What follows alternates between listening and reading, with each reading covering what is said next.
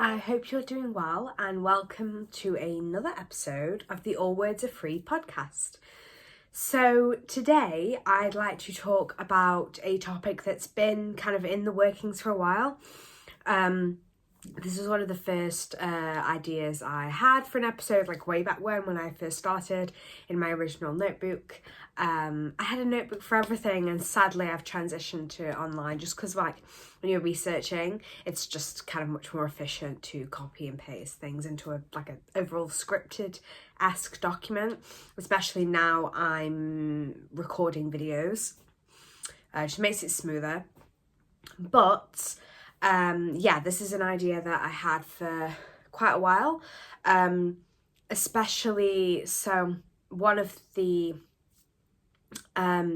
focuses for this episode is the novel Orlando by Virginia Woolf, and I read this when I was in my college accommodation, which is the end of last academic year, so it's been in the works for kind of a few months. I've wanted to talk about this for a little bit, either in essay form or now as in like an audio commentary sort of video.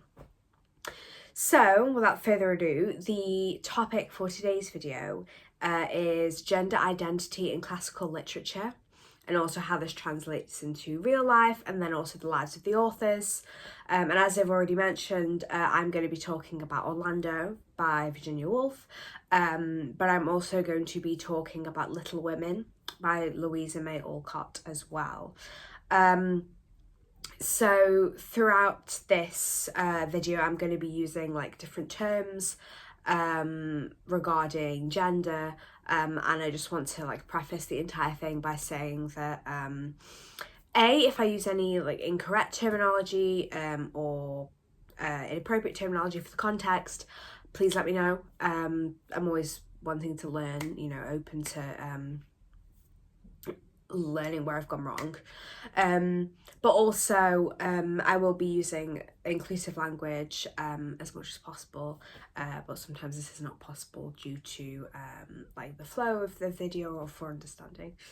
But the whole idea of this episode is to look at our more classical literature, our stories that have been around for a little time, and kind of interrogate them, how gender roles are dealt with, typical gender roles, stereotypes, and also how the idea of gender fluidity is dealt with as well. So let's get into it. Before I dive into literature, I just want to talk about kind of gender fluidity and gender identity as a whole. So we know that gender is a fluid concept. In society as a whole, it is generally enforced in a binary mechanism, that it is male or female, and this has been the sort of socialized way for a long time. This has led to the classification of masculine and feminine traits, as well as discrimination against those who cross sides, per se, as it will be phrased, or who don't nicely fit into these little binary packages. Or now it is recognised that gender is much more fluid. That's just because somebody is born female, it does not necessarily mean that they feel female, that they identify as female, and vice versa. Also, people may feel that they don't identify with either, and therefore we use the appropriate pronouns. And I think this is a wonderful thing. I think that allowing people to just live freely, I think, the binary is so, it's so claustrophobic, it's so confining, and it is a wonderful thing to kind of just embrace that other side of you. I think in my own experiences as a woman, and I identify as a woman, she, her, I feel like, potentially more quote unquote masculine traits that I possess, you feel that you should either push them down or that they're anachronistic, they're strange to the identity that you sit in. So for example, one may feel like I'm trying to think of a stereotypical masculine trait, like enjoying sports, or I don't know, wanting to sit with my legs open because it's more comfortable. And for me, it makes me feel quite, even like walking with confidence, or kind of, you know, walking and kind of with a slightly rounded shoulder, or anything like that that isn't this kind of upper class white idealized version of femininity. It feels like you therefore don't fit into that, and so the only thing that I can be is masculine. And that is not the case. You know, we know that traits don't easily fit into masculine or feminine, and yet if you, I don't know, step one foot outside of femininity as somebody who self-identifies as a woman, it feels like you're therefore doing something wrong, perhaps. And it's so rigid, all of these traits and things that are assigned to the binary genders. And this is why embracing this fluidity is so important, because people shouldn't be defined by their gender. And this allows people to, albeit still with a label, it allows others potentially to understand somebody's perspective, somebody's opinions, somebody's inherent feelings, because, as I say, the binary is very confining, and I think that it can be quite freeing perhaps to remove yourself from that. And I think that, you know, in the past when I was like little, I'd look at the men's clothes in like the shops and stuff, and I'd actually kind of prefer it, or I'd pick out kind of outfit ideas and things like that. And I don't know, sometimes, you know, there's that feeling of like, well, I kind of fancied wearing that, but it's in the men's section, so it's not natural for you to want that. And I've spoken on here before about the kind of disliking like anything floral or pink or and that sort of phase of kind of being frustrated with what you've been told you should like or told you should be. And while I do identify as a woman, there, you know, have been moments in my life, I guess, where I just felt disillusioned with it, or too masculine in a sense, which, you know, talking in the binary sort of terms. And, you know, I did a play, Spring Awakening, the musical, in my second year of university, and all of the characters I was playing were male, and there was one character where I wore a suit, so like, you know, tie, suit jacket, and I was the man. I still wore my heel docks, of course, but anyway, that's a different story. I felt like insecure of not wearing makeup, and I think that again ties into that kind of confidence and femininity thing. But it felt very strange. I think like wearing the makeup, obviously kind of my features just generally are very feminine, and I was wearing this suit, and like, because I'm quite flat chested, I was looking at myself and it felt very, I love the gym, you know, I like kind of like building muscle and seeing muscle, and I'm a very active person in that way. And I think sometimes when I'm wearing like my gym kit, I can feel quite like I feel comfortable, because like you just do, but like I feel quite, you know, I'm pushing weights and stuff, and I feel quite masculine. And I think when I was wearing this suit, it felt really strange, because it was like my body was male, but my face with the makeup was female, and it felt impeccably odd. And I can't describe it at all. Just in a gender way, it felt strange. To use my friend's phrase. And I don't know, it kind of made me think a lot about gender identity from a personal perspective, but also from a general perspective. And I think this is why breaking down that binary is so important, because it allows people to just be and not have to feel kind of disgraced or even force confusion onto people when they don't nicely slot into anything. Yeah, I think it's important to just listen to people and kind of where they sit with that, how they feel.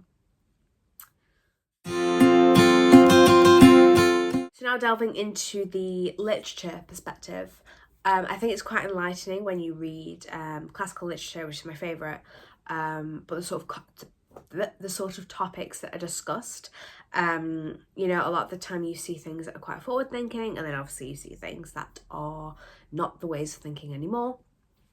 And it's important to recognise both of these things, you know, to see like how times have changed, and also how human nature kind of wasn't inherently bad in the past, which I think is quite an important thing to remember. So I'm gonna start off this conversation with Little Women. So Little Women is, well, Little Women is classed as a sort of feminist piece. But I do also think it's important to recognise that maybe this wasn't the intention. In fact, Little Women is said to be the origin of young adult fiction. Louisa May Alcott was actually told to write this, and it became very, very popular, but it wasn't her canonical type of writing. So Alcott actually mostly wrote gothic or kind of much darker, kind of dark comedy, sort of dark comedy style fiction, and then non-fiction pieces as well. And yeah, it's interesting when a person's work is kind of whittled down to this like one big popular thing, when actually potentially they were mostly known for something completely different, which again is an interesting twist. But all my references are linked below, but my primary source was the In Our Time podcast, and they were talking just overall about Louisa May Alcott as a person, sort of her history, but also Little Women as a kind of revolutionary novel. And yes, Little Women is classed a lot as kind of a feminist novel, or very much kind of talking about stereotypical gender roles, and it does. But I also think it's important it's nice to see the different aspects of a novel. I think sometimes when a novel is classed as feminist, or it's classed as a novel is classed as feminist, that becomes all it is. And I think Little Women has a lot of different kind of nuances in there. However, it does talk a lot about kind of female gender identity, what you can be as a woman, the different types of women per se. And the podcast, they talk about like, oh, which girl are you out of the sisters. So Little Women focuses on the March family. The father is not around, so it focuses on the mother and the four daughters, and follows the four daughters. There's then a sequel which follows the four daughters later in life, and the daughters are called Jo. So Jo is a writer, typically kind of seen as Alcott's proxy, whether this may not be the case, but still. And then there is Amy, who's the youngest sister, there's Beth, and there's Meg, who's the oldest sister. And I'm not going to deep dive on each of the sisters. I think the podcast does a great kind of view on that. And also a couple of other references linked below, especially the essay linked below. That's very good, breaking down the characters. I'm going to focus on the gender perspective, and therefore focus more on Jo March. So Jo is kind of our protagonist, really, and strikes up a friendship with Laurie, who is a boy who lives nearby. And gender comes into their relationship in the way that, so Laurie is a boy, as I've just said, is a male, he socialises as male, and therefore it's kind of he's expected to, like he's going to propose to people, and he does propose to Jo, and then, as the woman, you kind of wait and and you get wooed and all that jazz. And Joe is typically framed as the tomboy, whereas Laurie is quite effeminate. And that dynamic of the two being good friends but kind of crossing and blurring those gender boundaries is very, very interesting. And that's just one layer of gender in Little Women. And the interesting thing about this kind of blurring boundaries, I think Laurie kind of gives in slightly and becomes more masculine in that proposal, is this quote from Bordeaux. I hope I've pronounced that right.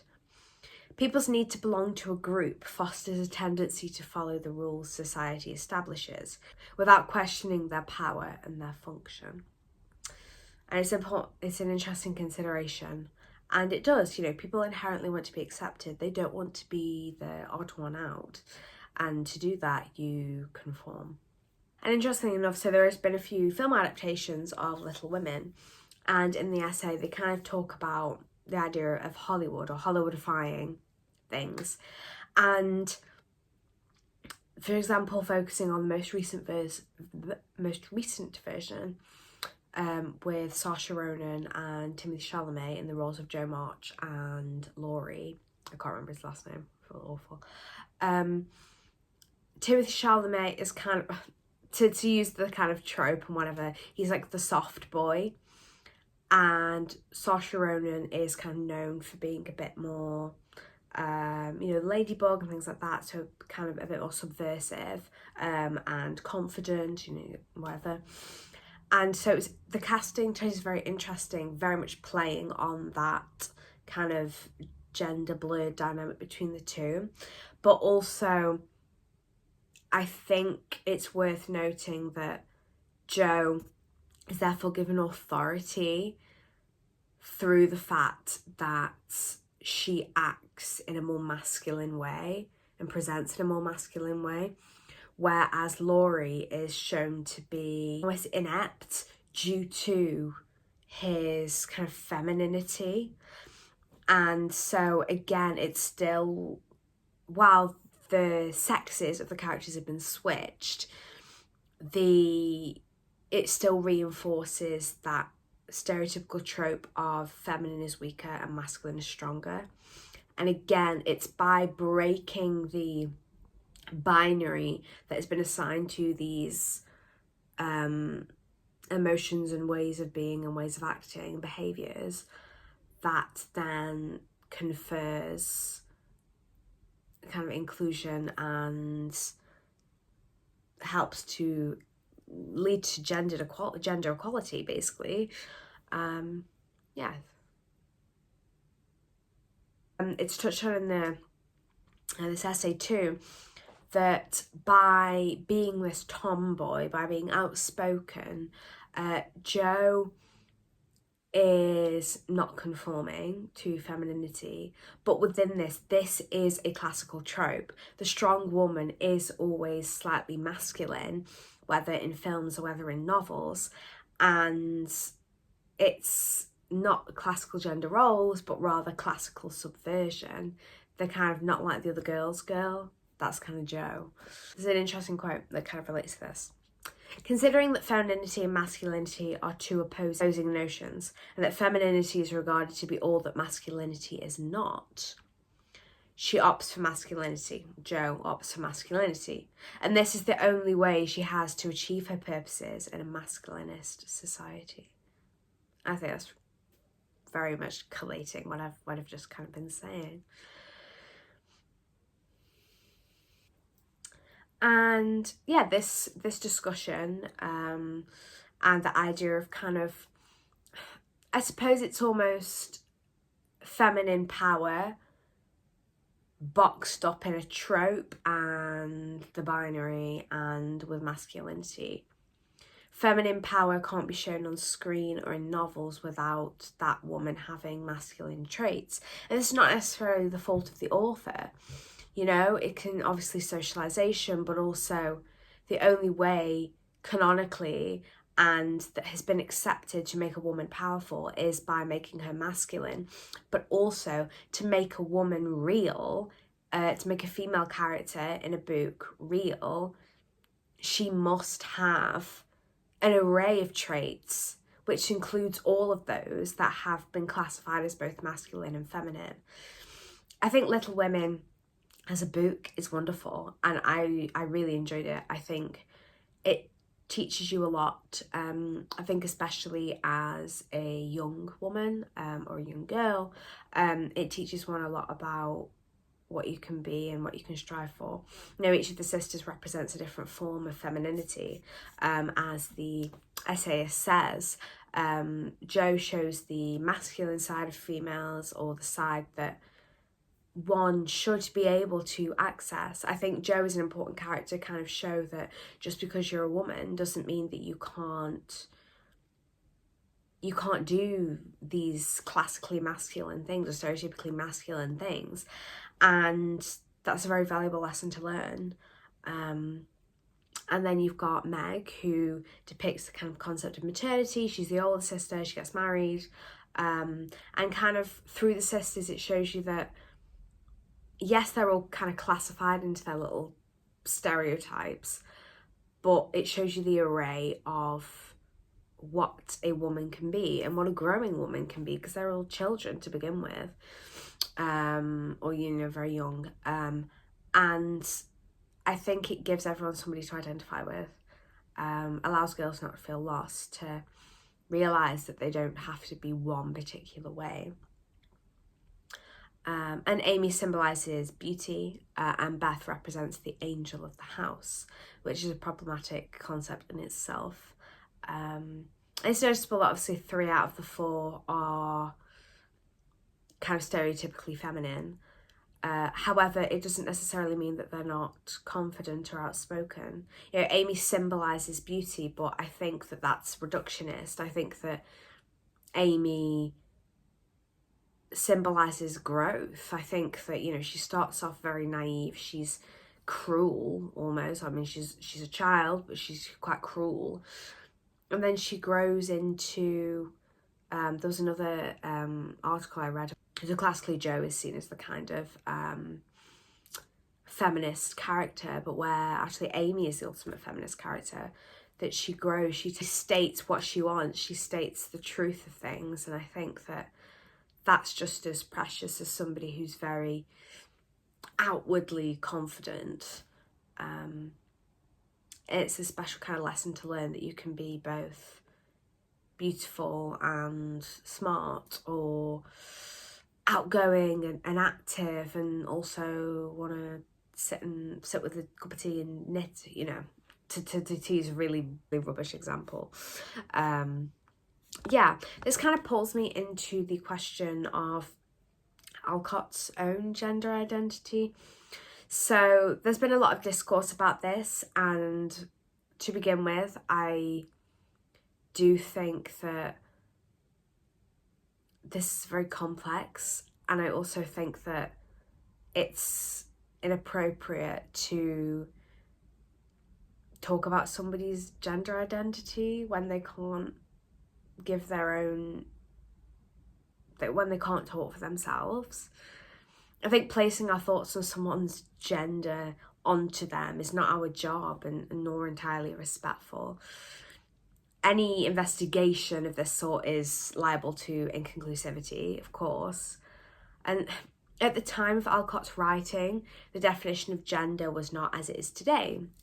And how one may identify now versus then is shaped by societal acceptance and obviously the opinions of the time. And I think that, you know, if Alcott was around now, maybe, you know, she would have used different pronouns, but who can know? And I think it's not fair to impart that on somebody. I also think there's kind of this blur as well. So it is known that Alcott had sexual relationships with other women. And I think there's a danger in talking about sexuality and gender identity and getting those confused. And I think that, you know, just because somebody is a lesbian, it doesn't mean that they're masculine. Or just because, you know, somebody's a lesbian, it doesn't necessarily mean that they're going to use they them pronouns. And I think it's important to not, it's very key to not mix these things up. And I also think it's very key to not enforce masculinity onto, say, lesbians, or force femininity onto gay men. You know, it's a confusing, it's a complex discussion, but it's also, it's a conversation. And I think that you can't be afraid of asking questions when you don't fully understand something. I think that's important. I think that it's wonderful when you see, you know, people from older generations taking things on, you know, using they them pronouns when people identify as they them, and engaging in conversations about gender, because things have changed, or things have become more accepting and open, and you know, society does change, and moving with the times is, but perhaps, you know, you can't fully understand it because that's not how you grew up, but I think that it's still nevertheless important to engage in these things and to try and respect somebody's identification, self-identification. In her own words, Alcott said that she felt to have a man's soul put by some freak of nature into a woman's body. So who knows, there is some discourse about potentially that Alcott was a trans man. But again, we can't press these things onto her. And yeah, the projection of these same ideas onto Jo as well is a representation of the blur between character traits. Oh my god, I can't speak today. As a blur between character traits and the inherent desire to be a gender other than that assigned at birth. The very term tomboyish, often used to describe Jo, is entrenched in these gendered stereotypes. And yeah, I've been talking for almost 20 minutes just on Little Women, so me being like, oh, it's going to be a quicker episode, I don't think so.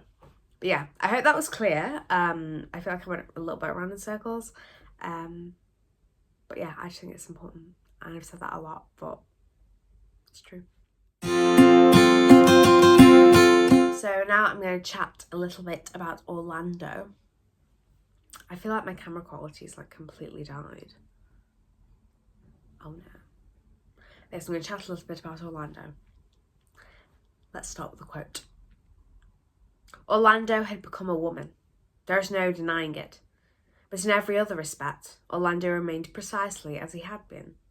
The change of sex, though it altered their future, did nothing whatever to alter their identity. Their faces remained, as their portraits prove, practically the same. So written in 1928, Orlando by Virginia Woolf is a wonderful novel.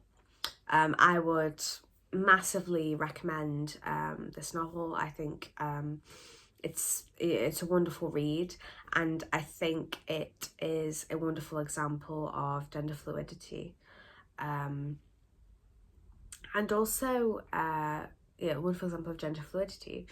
It's, you know, obvious to recognise that this is quite potentially a forward-thinking novel for the time, but also I think a very eye-opening novel for contemporary audiences. So, a quote from the Royal Society, a blog on the Royal Society: despite its subtitle, Orlando is by no means a conventional biography. So it's the subtitle is that it's a biography. Dedicated to, inspired by, and to some extent based on Woolf's friend and lover Vita Sackville-West, which again is another layer to it. And again, we see the intersection of an author's own sexuality with the sort of content they write. You know, your writing is very much inspired by your own experiences, so it kind of makes sense. Another comment, in this moment of gender change, it is noticeable that the word there allows Woolf to do something significant, to talk about Orlando as both a man and a woman at the same time. And I would add to that it allows Woolf to talk about Orlando as a person, I think one can get so wrapped up in pronouns and gender identity, rightfully so. I think it's important to recognize somebody's gender identity, but I also think that one can get so people can be confronted about their gender identity, or badgered about, or even discriminated against for, or attacked for, verbally abused for. And I think it's kind of beautiful here to take it this way, that use of there when referring to Orlando shows that Orlando is still exactly the same person as they always were. They have the memories. They have all of their memories. They have all of their experiences, their loves, their losses. I think that, recognizing that people are people with thoughts and feelings and experiences, that does not change upon transition, nor does it change upon whatever you identify as. Taking it from the realm of coming out, if one were to come out, it doesn't change who they are as a person, as a personality, And I think this is where the whole idea of labels comes in, which I probably won't go into now, but it's complex, because people should be able to claim labels for who they are, and to maybe even have that certainty in yourself. If there is a group that you can then feel safe in, picking up the torch per se, taking on that label, can be a liberating and wonderful thing, and in fact very liberating. And then there is a side where people enforce labels on you, or tell you that you have to take something because you can't be nothing. But I don't know, just like I say, I think it's wonderful that in Orlando you get to know the person, and their gender change is mentioned, and their different experiences as well, in society as a male and as a female, is very enlightening. I think it's really, it's really interesting. Orlando is quite shocked when they become a woman, at all the dresses and all the things you have to do, and the different side of sexual relationships, and the treatment by other people in society. It completely changes, and it really exposes the disparity of treatment, between treatment of the different socialized genders. It's very interesting read, and I think it's wonderful. It stands up now. It kind of shows how society since 1928 hasn't changed in a lot of ways. Orlando doesn't change with their gender. Orlando is just as strong-willed as they always were. Identity is a concept many, if not most, struggle with, as it paints a picture of our core values, beliefs, dreams, and aspirations. It casts light on our deepest worries and fears, and opens a window to our inner self. Sasha is a good example for this, since Orlando assumes their gender based on their anatomy, rather than the way they present themselves. Sasha presents in a rather masculine way, but because of their breasts, Orlando assumes that they are a woman and projects his own expectations of gender onto them. So this is really interesting. So towards the beginning of the novel, Orlando, as a male, meets Sasha. And Sasha is presented as in this kind of boyish way. And Orlando reacts in a way of Orlando finds Sasha attractive as a person in activity and also physically in their face. But Orlando essentially, in basic or crude terms, is trying to suss out Sasha's gender. And you can see that kind of Orlando's hesitation, because he will not let himself fall for a man, even though the attraction is there. And he starts to question himself, and then he's completely relieved when he realises that Sasha has breasts, and therefore is a woman. But it's very interesting because I think later on there's that kind of consideration Orlando thinks about Sasha, and goes back to Sasha quite a lot throughout. And I think again there's that question of sexuality as well as gender for Orlando themselves. But the relief that they feel, but they are, as this quote says, projecting onto Sasha the gender that they associate with breasts. And again, it shows that kind of warped lens on kind of multiple levels. And I think, it's just a kind of very interesting lens, interesting consideration that I hadn't thought about before. Orlando does dress more masculine when she deems it beneficial to whatever endeavours she undertakes at that moment. She plays into gender performativity by attempting to fit into society's perception and expectations of the gender she impersonates. Gender performativity sets a standard for how people should look or dress within the non-binary gender spectrum, thus setting a practice of assuming gender based on performativity. Orlando comes to the conclusion that a person is not made of body parts and sexuality only, but of all of their experiences. She realises that her persona is a mosaic of all of her selves, past, present and future, and that her gender or sexual preferences do not change who she is as a human being. I think that last quote is quite wonderful.